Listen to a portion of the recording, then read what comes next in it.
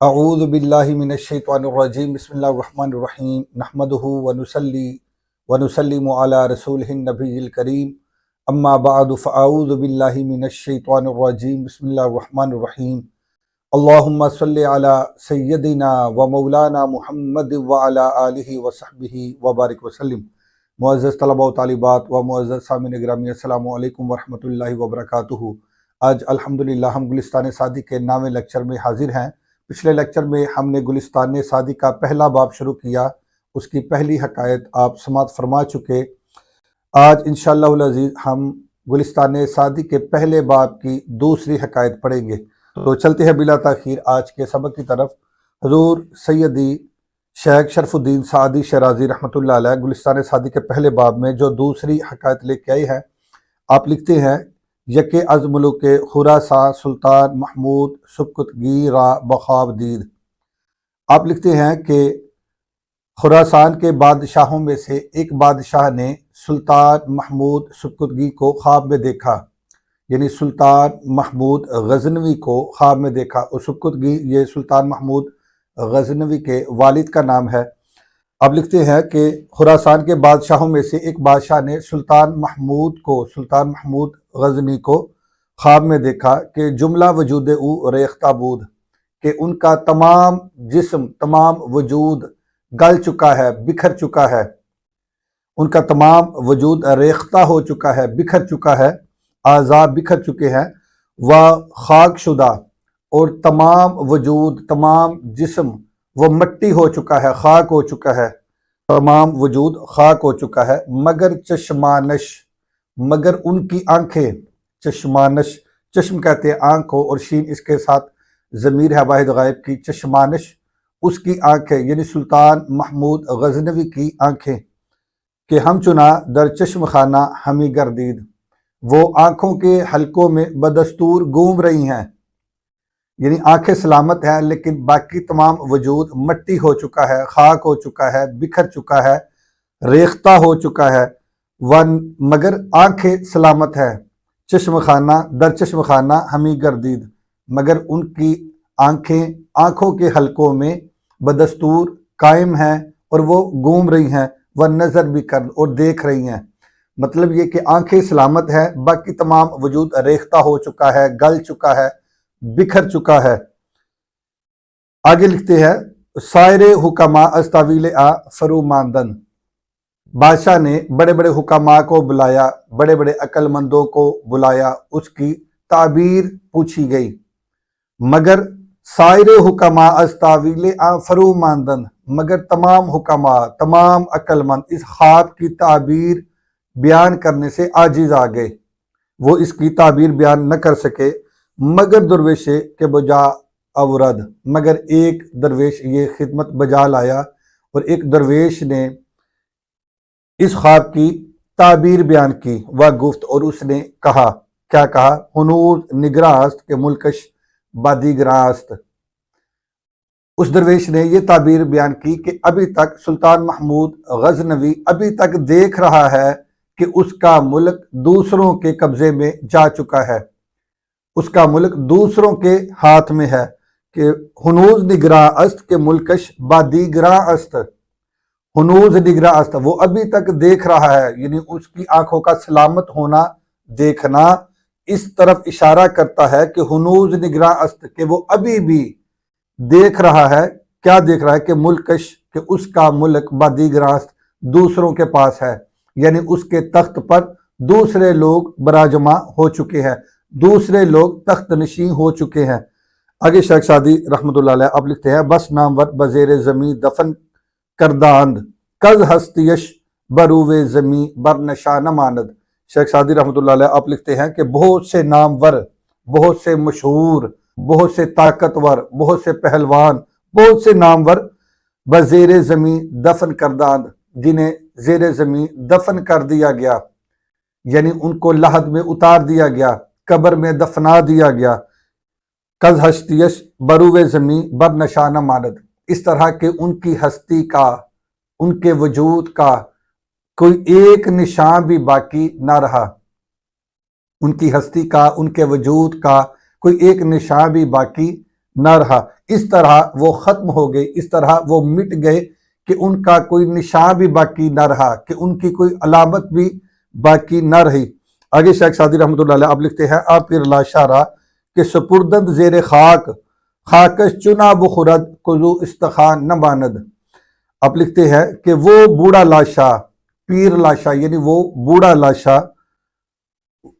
پیر لاشا را کہ سپردند زیر خاک، وہ بوڑھا لاشا کہ جسے زیر زمین دفن کیا تھا، قبر میں دفن کر دیا گیا تھا، خاکش چنا بخورد، اس کو مٹی نے ایسا کھایا کہ استخان نہ ماند، کہ اس کی ہڈیاں بھی باقی نہ بچی، ایسا زمین نے کھایا کہ اس کی ہڈی بھی کوئی باقی نہ بچی، اس کی ہڈیاں بھی باقی نہ بچی، اس کا نشان بھی ختم ہو گیا، اس کی علامت بھی ختم ہو گئی، ایسے وہ دنیا سے فنا ہو گیا اور ختم ہو گیا، اور ایسا اس کو مٹی نے کھایا کہ اس کی ہڈیاں بھی باقی نہ بچی، اس کی کوئی علامت کوئی نشانی نہ بچی۔ آگے لکھتے ہیں زندہ است نام فرخ نوشیرواں بعدل، زندہ است نام فرخ نوشیرواں بعدل، گرچہ بسے گزشت کہ نوشیرواں نہ ماند۔ شیخ سعدی رحمۃ اللہ علیہ آپ لکھتے ہیں کہ نوشیرواں بادشاہ کا مبارک نام ابھی تک زندہ ہے، بعدل عدل کی وجہ سے،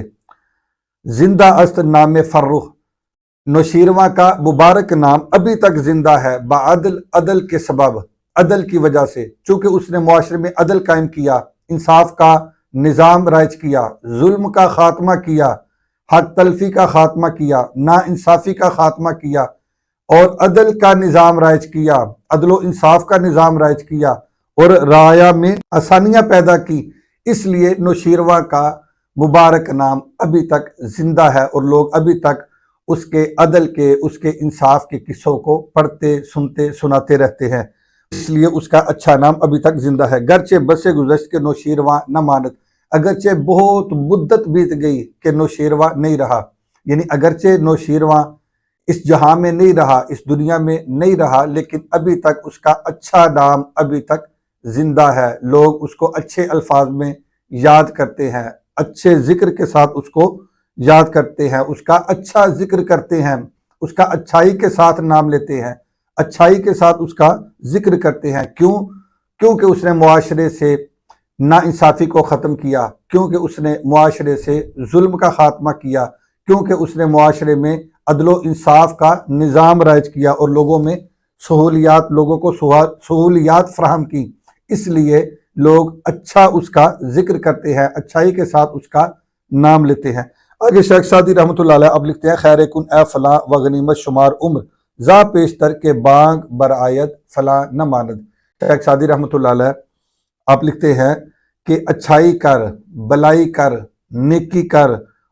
اور اپنی اس زندگی کو غنیمت شمار کر، اللہ کا فضل جان،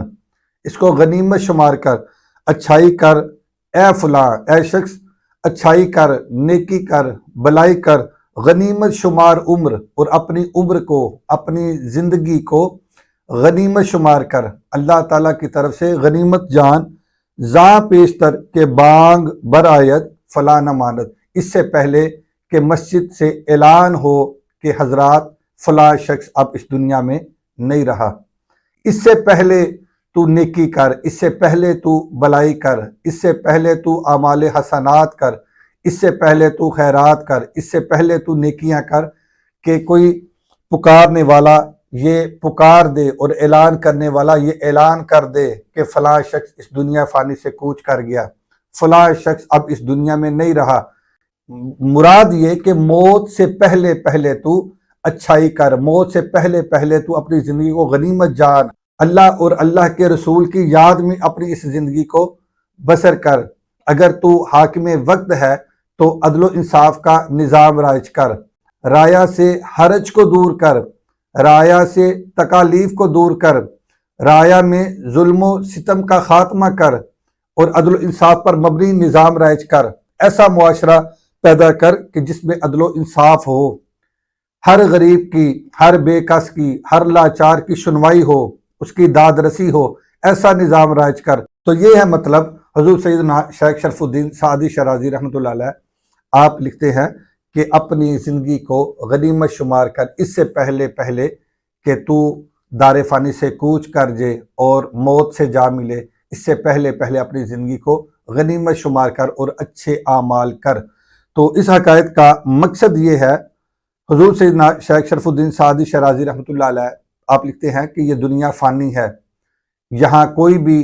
ہمیشہ کے لیے تخت نشین نہیں رہتا، جو بھی سلطان بنتا ہے، جو بھی اس دنیا میں آتا ہے، رہتا ہے، اپنا وقت گزار کے چلا جاتا ہے، لیکن اچھا نام اسی کا باقی رہتا ہے جو اچھائی کر کے جائے، اچھا نام اسی کا باقی رہتا ہے اور اسی کا مبارک نام زندہ رہتا ہے جو عدل و انصاف کا نظام رائج کرے، جو لوگوں میں محبت بانٹنے والا ہو، جو سختیاں کرنے والا ہو، ظلم و ستم کرنے والا ہو، اس کو لوگ برے نام سے یاد کرتے ہیں۔ اگر اچھا نام پیدا کرنا چاہتا ہے تو اللہ کی مخلوق کے ساتھ اچھائی کر اور اپنی آخرت کی زندگی کو سنوار۔ تو اس حکایت کا مقصد یہی ہے کہ کوئی بھی یہاں اس دنیا میں ہمیشہ کے لیے نہیں آیا اور نہ ہی کوئی ہمیشہ یہاں رہے گا، ہر ایک نے اپنی معینہ مدت پوری کر کے اس دنیا فانی سے کوچ کرنا ہے، یہاں سے چلے جانا ہے۔ اس لیے جتنی تیری زندگی ہے اپنی اس زندگی کو غنیمت شمار کر اور اس میں نیک اعمال کر،